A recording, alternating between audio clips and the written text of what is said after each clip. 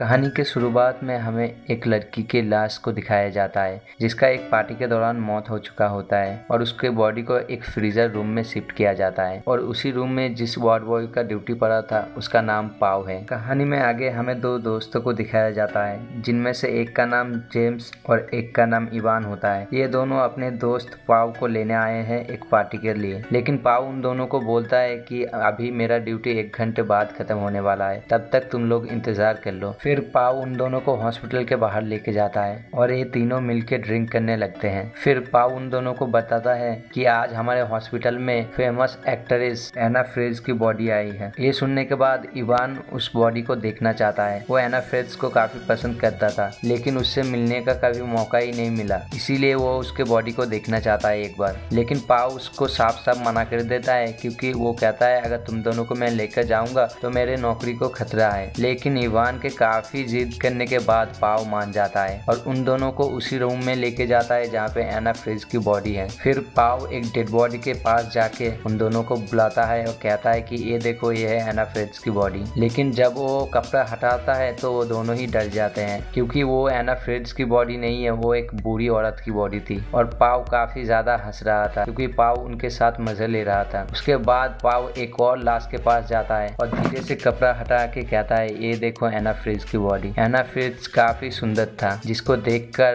Ivan का नियत बिगड़ गया और इवान उसके बॉडी को एबनॉर्मल तरीके से टच करने लगा, जिसको देखकर पाव को और जिम को थोड़ा अजीब लगा। लेकिन इवान जिम को अपने बातों में उलझा के उसको भी एना फ्रेज की बॉडी को टच करने को कहा, लेकिन जिम को ये सब ठीक नहीं लग रहा था, इसलिए उसने हाथ हटा लिया। और एना फ्रेज की बॉडी को देखकर इवान का नियत इतना बिगड़ गया कि वो उसके साथ फिजिकल रिलेशन बनाना चाह रहा था, जिस पर जिम बिल्कुल भी सहमत नहीं था। लेकिन पाव ने उसको बताया कि मैंने भी इससे पहले लाश के साथ फिजिकल रिलेशन बनाया है, तो इसमें कुछ भी गलत नहीं होगा। उन दोनों के दबाव में आके जिम भी ये करने के लिए राजी हो जाता है, लेकिन उसका मन नहीं मान रहा था। लेकिन फिर भी वो दोनों तो है उसके दोस्त ही ना, क्या करता। फिर वो तीनों मिलकर ड्रग्स लेते हैं और ड्रग्स लेने के बाद जिम और पाव रूम के बाहर चले जाता है और उसके बाद इवान एना फ्रेज की बॉडी के साथ फिजिकल रिलेशन बनाने लग जाता है और उसके काम हो जाने के बाद पाव अंदर जाता है और पाव भी उसके बॉडी के साथ संभोग करने लग जाता है। लेकिन तभी अचानक एना फ्रेज की आंखें खुल जाती है क्योंकि वो अभी तक जिंदा थी। लेकिन पाव संभोग में इतना ज्यादा खो जाता है कि उसे पता ही नहीं है कि एना फ्रेज फिर से जिंदा हो चुकी है। और जब उसे पता लगता है तो काफी ज्यादा डर जाता है और चिल्ला उठता है। पाव को चिल्लाते देख उसके दोनों दोस्त अंदर आ जाते हैं और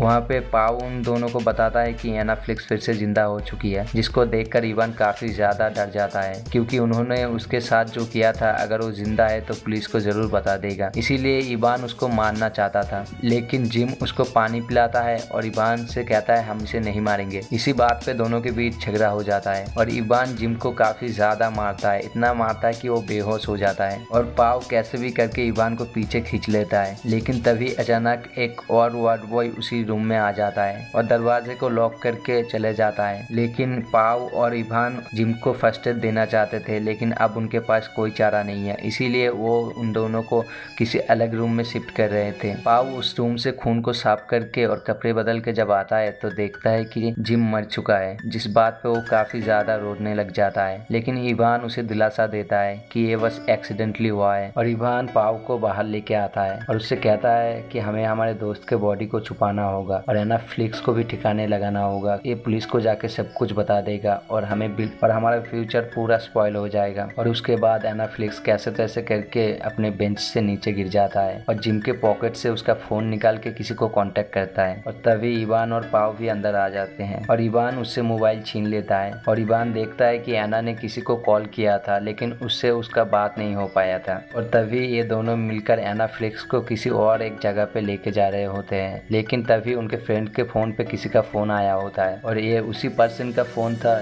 जिसका नंबर एना ने डायल किया था। असल में एना ने अपने फादर को कॉल किया था। जैसे ही इवान कॉल पिक करके बात करने लगता है तो एना काफी ज्यादा चिल्लाने लग जाता है, लेकिन पाव तभी उसके मुंह को पूरा अपने हाथ से दबा देता है और इवान उसके फादर से कहता है कि बाय मिस फोन आपको लग गया था, रॉन्ग नंबर, और ये कहकर वो फोन बंद कर देता है। और उसके बाद इवान उसको मौत में लाकर जोर से स्लैप करता है, पर एना उससे कहती है कि इस बात की सजा तुम्हें जरूर मिलेगी, जिस पर इवान कहता है कि भूलो, थोड़ी देर पहले तुम एक डेड बॉडी ही थी। और अब भी मैं तुम्हें डेड बॉडी बनाने में लगा हुआ हूँ। इसके बाद इवान कंटेनर लेने के लिए बाहर चले जाता है ताकि अपने फ्रेंड की बॉडी को उस पे डालकर कहीं पे और कहीं और पे ले जा सके। पीछे से पाव भी एना का हाथ पैर बांधने लगता है। तब एना उससे कहता है कि तुम्हारा दोस्त एक्सीडेंटली नहीं मरा था, इवान ने उसके गला घोट के उसको मारा था। और एना उससे और भी कहता है कि तुम्हारा कोई भी गलती नहीं है, तुम्हारा दोस्त ही झूठा है। लेकिन तभी पाव उसके मुंह पे एक टेप लगा देता है और एना फ्लिक्स कैसे तैसे करके वहां से हुए बाहर जाने की कोशिश करता है।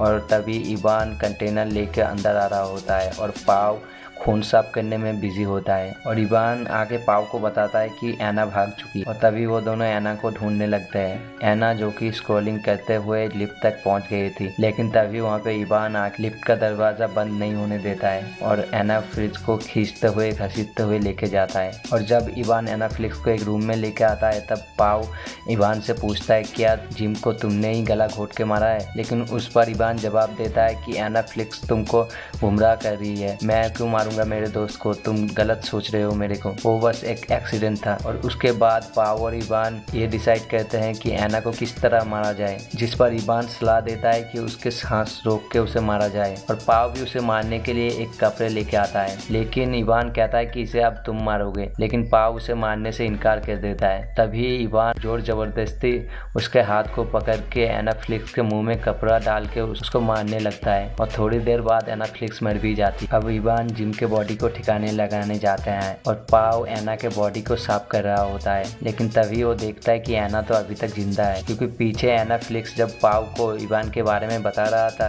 तो उसने उसके ऊपर भरोसा कर लिया था और उन दोनों ने मिलकर ये प्लान बनाया था कि तुमको हम ऐसे मारेंगे लेकिन तुम अपने सांसें रोक के मरने की एक्टिंग करना। लेकिन पाव ने कभी सोचा नहीं था कि एना इतना अच्छा एक्टिंग करेगा। लेकिन एंड ऑफ द डे एना फ्लिक्स है तो एक एक्टर ही ना, इसीलिए पाव को भी एक वक्त के लिए लगा था कि वो मर चुकी है। और कुछ देर बाद इवान जिम के बॉडी को ठिकाने लगा कर मौत पे आ जाता है और फिर वो दोनों बाहर जाने के लिए रेडी हो जाते हैं। लेकिन तभी इवान को पता चलता है कि उसके पास में तो उसका आईडी कार्ड ही नहीं है। फिर वो अपने आईडी कार्ड को लेने के लिए अंदर जाता है, लेकिन तभी वो देखता है कि एना फ्लिक्स अभी भी जिंदा है, जिस पर वो पाव पे काफी ज्यादा गुस्सा हो जाता है। उसके ऊपर काफी ज्यादा गुस्सा होकर उसके ऊपर हाथ भी उठाने वाला था, लेकिन तभी एना फ्लिक्स आके उसके गर्दन पे सीजर से वार कर देता है और इवान उधर ही मर जाता है। लेकिन पाव उससे कहता है कि ये सब तो प्लान में नहीं था, तुमने ऐसा क्यों किया। लेकिन तभी एना फ्लिक्स उसके पेट में सीजर से वार कर देता है, जिसके बाद पाव भी मारा जाता है और कहानी इधर ही एंड हो जाता है। तो दोस्तों, अगर आपको कहानी थोड़ा सा भी अच्छा लगा हो